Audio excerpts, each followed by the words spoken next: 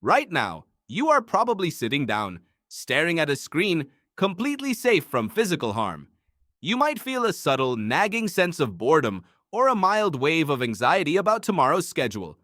But the real answer to why you feel this way is far stranger than modern stress. Your brain is running on software designed for a world where safety was the exception, not the rule. When you imagine the ancient world, you probably picture epic battles, roaring conquerors, and the chaotic clash of bronze and steel. You see lines of Roman legionnaires or Greek hoplites charging into glory. But history books lie by omission. The real life of an ancient soldier wasn't a non-stop action movie. It was something much closer to your own Sunday afternoon, frozen in a state of agonizing, endless waiting. What did ancient soldiers actually do when the fighting stopped? If you look at the records left by historians like Polybius or Xenophon, a terrifying pattern emerges. War was not 90% fighting and 10% waiting. It was 99% crushing boredom, punctuated by moments of absolute terror. Your ancestors spent months doing absolutely nothing heroic.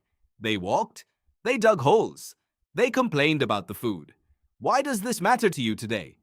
Because the psychological coping mechanisms they developed to survive that crushing boredom are the exact same behaviors you use to cope with your modern life.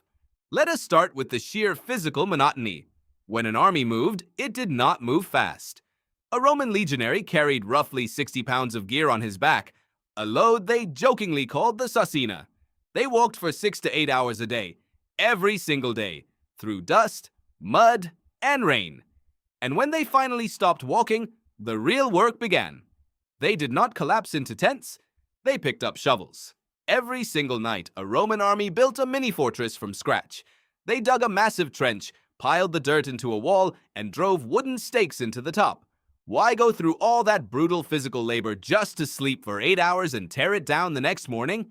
Because in the ancient world, surprise was death. Researcher Jonathan Roth, an expert on Roman logistics, notes that an army's greatest enemy wasn't the opposing force, it was exhaustion and filth. If you don't build the camp, you get ambushed. If you don't dig the latrines properly, dysentery wipes out half your force before you even see the enemy. So you dig. Your hands bleed, your back aches, and you eat the same hard bread and sour wine you ate yesterday. Do you wonder why your modern brain craves constant entertainment? It is because your ancestors used task-oriented physical monotony to keep their minds from collapsing under the weight of impending doom. But what happened when they weren't marching? What happened during a month-long siege or a winter encampment? They gambled. They played games. If you excavate almost any Roman fort or ancient Greek outpost, you will find thousands of small carved pieces of bone or stone.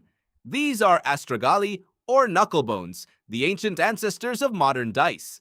Soldiers would sit in the dirt for hours, risking their meager pay on the roll of a bone. They weren't just playing for fun.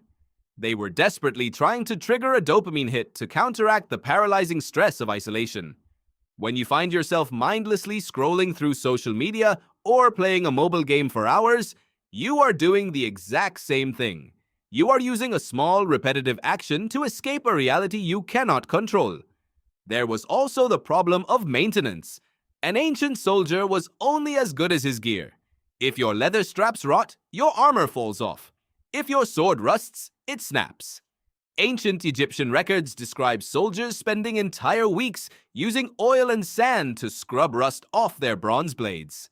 It was slow, dirty, mindless work, but it gave them a sense of control.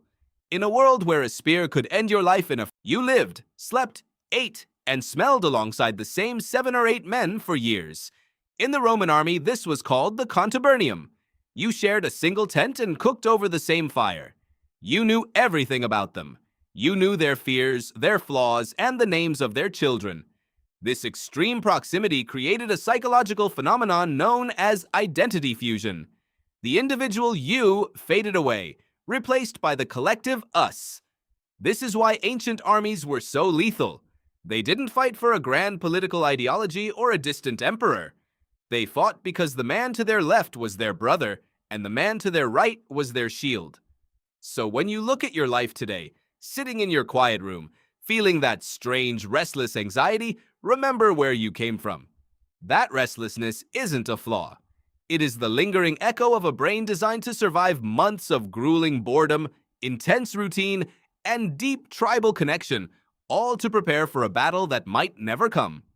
Right now, you are sitting down, staring at a screen, completely safe from physical harm, running the exact same survival software as the soldiers who built the ancient world.